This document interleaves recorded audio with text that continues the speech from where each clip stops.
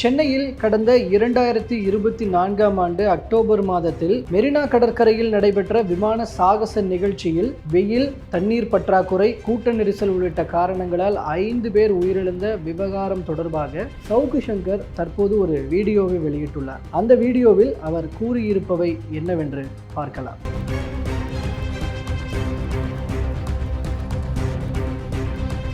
2026 படுதோல்வியை திமுகவுக்கு வழங்குவதற்கு நீங்கள் அத்தனை பேரும் முடிவெடுக்க வேண்டும். சென்னையில் விமான சாகச நிகழ்ச்சி ஒன்று நடந்துச்சு. மக்கள் சாரியாக குவிந்து சென்னை கடற்கரையை நோக்கி செல்லக்கூடிய அத்தனை சாலைகள் முழுக்க இந்த விஐபி கேலரியில் முதல்வர், மனைவி, மகன், மருமகள், மூச்சு திணறல் காரணமாக கார்த்திகேயன், ஜான், ஸ்ரீனிவாசன், தினேஷ்குமார், மணி ஆகிய 5 பேர் மக்கள் தண்டிப்பார்கள் என்ற அச்சம் திமுக குடும்பத்திற்கோ இல்லை என்பதுதான். திமுக என்பது மீண்டும் மீண்டும் சொல்கிறேன், அது ஒரு தீய சக்தி.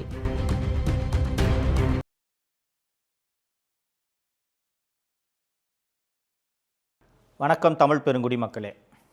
ஒரு ஆட்சியில் தவறுகளே நடக்காதுன்னு கேட்டால் எல்லா ஆட்சியிலையும் தவறுகள் நடக்கும். ஆனால் தவறு என்பது இயல்பு, வேண்டுமென்றே செய்யக்கூடியதல்ல. தவறு என்பது இயல்பு. ஆனால் அந்த தவறு நடந்த பிறகு அந்த ஆட்சியாளர்கள் அந்த தவறை சரி செய்வதற்கு என்னென்ன நடவடிக்கைகளை எடுக்கிறார்கள், அந்த தவறு மீண்டும் இதுபோல் நிகழாமல் இருப்பதற்கு என்னென்ன தற்காப்பு நடவடிக்கைகளை எடுக்கிறார்கள், அந்த தவறுக்கு காரணமானவர்கள் மீது என்ன நடவடிக்கையை எடுக்கிறார்கள் என்பதையெல்லாம் பொறுத்து தான் ஒருவர் நல்லாட்சி நடத்துகிறாரா, ஒரு மன்னன் நன்றாக ஆட்சி செய்கிறானா என்பதை நாம் கணிக்க முடியும். ஒரு மன்னன் எப்படி ஆட்சி செய்ய வேண்டும், ஒரு மன்னனுக்கான இலக்கணம் என்ன, அவன் எப்படிப்பட்ட ஆட்சியை கொடுப்பவனாக இருந்தால் அவன் நல்ல மன்னன் என்று அறியப்படுவான் என்று சிலப்பதிகாரம் முதல் கிரேக்க இலக்கியம் வரை, மாக்கியவெல்லி முதல் பல்வேறு நூல்கள் அறிவுரைகளை சொல்லியிருக்கின்றன. நம்ம தமிழக முதல்வர் திரு மு.க. ஸ்டாலின் அவர்களை பொம்மை முதல்வர் என்று தொடர்ந்து எல்லோரும் விமர்சனம் செய்து கொண்டிருக்கிறார்கள். ஏன் பொம்மை முதல்வர் என்று விமர்சனம் செய்கிறார்கள் என்பதற்கு பல்வேறு உதாரணங்களை சொல்ல முடியும். ஆனால் இன்றைக்கி ஒரே ஒரு உதாரணத்தை எடுத்துக்கிறது சரியாக இருக்கும்ன்ட்டு நான் நினைக்கிறேன். தோழர்களே, 7 அக்டோபர் 2024 அன்று சென்னையில் விமான சாகச நிகழ்ச்சி ஒன்று நடந்துச்சு. இந்த விமான சாகச நிகழ்ச்சி என்பது இந்திய விமானப்படை கடற்கரையில் பல்வேறு விமானங்களை வானில் பறக்க விட்டு பொதுமக்கள் அந்த விமானங்களை பார்த்து மகிழக்கூடிய வகையில் அவ்வப்போது இந்தியாவின் முக்கிய நகரங்களில் இது போன்ற நிகழ்ச்சிகளை நடத்துவது வழக்கம். இது போன்ற ஒரு நிகழ்ச்சி தான் 7 அக்டோபர் 2024 அன்று நடைபெற்றது. அது ஒரு விடுமுறை நாள். இது போன்ற சாகச நிகழ்ச்சி, குறிப்பாக விமான சாகச நிகழ்ச்சி மாதந்தோறுமோ 6 மாதத்துக்கு ஒரு முறையோ வருடத்திற்கு ஒரு முறையோ நடப்பது கிடையாது. கிட்டத்தட்ட 15-20 வருஷத்துக்கு ஒரு முறை தான் இது நடக்கும். கடைசியாக 6 செப்டம்பர் 2003ஆம் ஆண்டு தான் இந்த விமான சாகச நிகழ்ச்சி நடைபெற்றது. சரிங்களா? 7 அக்டோபர் 2024 அன்று சென்னையில் நடந்த இந்த விமான சாகச நிகழ்ச்சி எப்படி நடைபெற்றது என்றதை பார்க்கலாம். விஐபி கேலரி, முதலமைச்சர் உட்காருவார் இல்லையா, அங்கே விஐபி கேலரி போட்டுட்டாங்க. இந்த விஐபி கேலரியில் முதல்வர், மனைவி, மகன், மருமகள், இந்த பக்கம் ஐஜி செந்தில்வேலன், பின்னாடி கமிஷனர் அருண், டிஜிபி அத்தனை பேரும் உட்கார்ந்துருக்காங்க. இப்போ இவர் முக்கியமாக விட்டேனே, தீப்பொறி தினேஷ், முதல்வரோட பிஏ, நிழல் முதல்வர், அவர் எல்லாம் உட்காந்துக்கிட்டு, விமானப்படை அதிகாரிகள், காவல்துறை மூத்த அதிகாரிகள் இவங்கெல்லாம் உட்காந்துக்கிட்டு பைனாக்குலரை வச்சு எல்லாம் பார்த்து ரசிச்சுட்டு இருக்காங்க. கடற்கரையில் இது நடக்கிறது. தோழர்களே, இது போன்ற நிகழ்ச்சி நடக்கும்போது அரசு இயந்திரம் எப்படி செயல்படுகிறதுன்றதை நீங்கள் புரிஞ்சுக்கணும். First air force and Tamil Nadu government கூட ஒரு லைசன் மீட்டிங் நடக்கும்.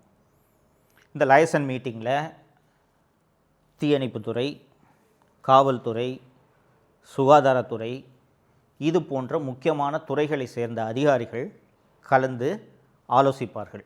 எவ்வளவு க்ரௌடு வரும், எவ்வளவு கூட்டத்தை நம்ம எதிர்பார்க்கலாம், அண்டு போலீஸ் டிபார்ட்மெண்ட், டிராஃபிக்கை மேனேஜ் பண்ணக்கூடிய போலீஸ் டிபார்ட்மெண்ட் எந்தெந்த ரூட்டில் இருந்து க்ரௌடு வரும், அண்டு மெட்ராஸில் எவ்வளவு 2 வீலர்ஸ் இருக்குது, எவ்வளவு 4 வீலர்ஸ் இருக்குது, கார்ஸ் இருக்குது அப்படின்றதெல்லாம் ஓரளவுக்கு எண்ணிக்கை புள்ளி விவரங்கள் போக்குவரத்து துறையிடமும் காவல்துறையிடமும் இருக்கிறது. இது போக பொது போக்குவரத்து மூலமாக எவ்வளோ பேர் வருவார்கள்? அன்றைக்கி கூடுதலாக பஸ்ஸு விடணுமா, பஸ் வந்தால் பஸ்ஸை எங்கே நிப்பாட்டுறது, காரில் வர்றவங்கள எங்கே காரை பார்க் பண்ண வைக்கிறது, இது போக ரயில்வேயோடு பேசி கூடுதலாக மெட்ரோ ரயிலை இயக்க வேண்டும், கூடுதலாக மின்சார ரயிலை இயக்க வேண்டும்.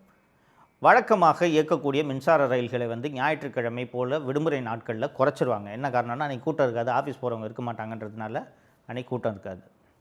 தோழர்களே, இந்த நிகழ்ச்சியை காண வேண்டும் என்பதற்காக மின்சார ரயில் மூலமாக வர வேண்டும் என்று மக்கள் சாரியாக குவிந்து கூடுதல் மின்சார ரயில் விடாத காரணத்தால் ரயில் நிலையங்களில் கூட்டம் நிரம்பி வழிந்தது.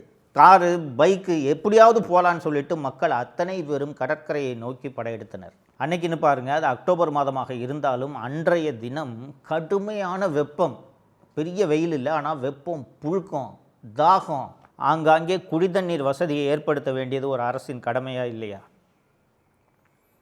மருத்துவ முகாம்களை ஏற்படுத்தி வைப்பது அரசின் கடமையா இல்லையா? உங்களுக்கு எல்லாரோடுமே சோக்குடு. டாக்டர் ராதாகிருஷ்ணன் ரோட்டில் ஆரம்பித்து சென்னை கடற்கரையை நோக்கி செல்லக்கூடிய அத்தனை சாலைகள் முழுக்க வாகனங்கள் நிரம்பி வழிந்து டிராஃபிக் ஜாமில் பிளாக் ஆகிடுச்சு. அவசரத்துக்கு ஆம்புலன்ஸு போக முடியல. இதையெல்லாம் ஒரு அரசு திட்டமிடணுமா வேணாமாங்க? அன்றைய நிகழ்ச்சியில் நெரிசல் மற்றும் மூச்சு திணறல் காரணமாக கார்த்திகேயன், ஜான், ஸ்ரீனிவாசன், தினேஷ்குமார், மணி ஆகிய 5 பேர் உயிரிழந்தனர். இதில் இந்த 5 பேரோட உயிரை கூட காப்பாற்றிருக்க முடியும். உடனடியாக முதலுதவி செய்திருந்தாலோ, ஆம்புலன்ஸ் மூலமாக மருத்துவமனைக்கு அழைத்து சென்றிருந்தாலோ, இதில் 5 பேரில் ஒரு 3 பேர் உயிரையாவது காப்பாற்றிருக்க முடியும். சரி, நடந்து போச்சு. ஒரு நல்ல முதல்வருக்கு கோபம் வரணுமா வேணாமாங்க? நான் என் குடும்பத்தோட பத்திரமா உட்காந்து நான் பார்த்துட்டேன், சாதாரண பொதுமக்களுக்கு பாதுகாப்பு கொடுக்க முடியலன்னா என்னையா சொல்லுவாங்க? இது என்ன ஆட்சின்னு கேட்பாங்களா இல்லையா? யார் இதுக்கு காரணம்? ஒரு ஆய்வு நடக்க வேண்டுமா வேண்டாமா? 5 பேர் செத்துருக்கானையா, 5 பேர் வீட்டில் இலை விழுந்துருக்கையா? யார் இதுக்கு பொறுப்பு? யார் இந்த அரேஞ்ச்மெண்ட்டை ஏற்பாடு பண்ணது? சிட்டி கமிஷனர் வாயாங்க, நீ தானே அதுக்கு காரணம். என்ன அரேஞ்ச்மெண்ட் பண்ண? 5 பேர் சாகிற அளவுக்கு நீ என்ன அரேஞ்ச்மெண்ட் பண்ண? பப்ளிக் செக்ரட்டரி வாங்க, சீஃப் செக்ரட்டரி வாங்க, ஃபயர் சர்வீஸ் டைரக்டர் வாங்க, கேட்டு இதில் ஒரு 2 பேரை சஸ்பெண்ட் பண்ணியிருக்கணுமா இல்லையா? ஒரு 2 அதிகாரிகளை, இதற்கு காரணமாக இருந்த 2 அதிகாரிகளை பணி இடைநீக்கம் செய்திருந்தால் அந்த அதிகாரிகளுக்கு தானாக அச்சம் வந்திருக்குமா வந்திருக்காதா? இதுபோல் இந்த நெரிசல், கள்ளச்சாராய சாவு, இது போன்ற மோசமான சட்டம் ஒழுங்கு சம்பவங்கள், இது போன்ற சம்பவங்களுக்கு காரணமான அதிகாரிகள் மீது கடுமையான நடவடிக்கையை எடுத்திருந்தால் கரூரில் விஜய் அவர்களோட கூட்டம் நடந்தப்போ 41 பேரை சாக விட்டுருக்க மாட்டாங்க. ஏன்னா 5 பேர் செத்ததுக்கே 5 அதிகாரியை சிஎம் சஸ்பெண்ட் பண்ணிட்டாரு. அதனால் இவ்வளோ பெரிய கூட்டம் கூடும்போது நாம் ஒழுங்காக அரேஞ்ச்மெண்ட்டு பண்ணணும் என்ற அச்சம் அதிகாரிகளுக்கு இருந்திருக்கும். கள்ளச்சாராய சாவு, இன்னொரு நிகழ்ச்சியில் நம்ம விரிவாக அந்த கள்ளச்சாராய சாவை பற்றி பேச போகிறோம். கள்ளச்சாராய சாவு உட்பட எந்த நிகழ்ச்சிக்கும், எந்த சம்பவத்துக்கும், எந்த அதிகாரி மீதும் இந்த பொம்மை முதல்வர் நடவடிக்கை எடுத்ததே இல்லை. அந்த தூத்துக்குடியில் துப்பாக்கிச்சூடு நடந்தது உங்களுக்கு நினைவிருக்கும். அதிமுக ஆட்சி காலத்தில் அந்த ஸ்டெர்லைட் போராட்டத்தில் நடந்த அந்த துப்பாக்கிச்சூடு தொடர்பாக விசாரணை ஆணையமெல்லாம் அமைக்கப்பட்டது. அந்த சம்பவத்தை வச்சே திமுக வாக்கு கேட்டுச்சு. 13 பேரை கொண்டுட்டாங்க, 13 பேரை அதிமுக ஆட்சி கொண்டுடுச்சுன்ட்டு அந்த சம்பவத்தை சொல்லி வாக்கு கேட்டாங்க. அருணா ஜெகதீசன் ஆணையம் குற்றம் சாட்டிய ஒரே ஒரு அதிகாரி மீது கூட இந்த திராவிட முன்னேற்ற கழக அரசு நடவடிக்கை எடுக்கவில்லை என்பதை நீங்கள் நினைவில் கொள்ள வேண்டும். இதனால் தான் இவர் பொம்மை முதல்வர்.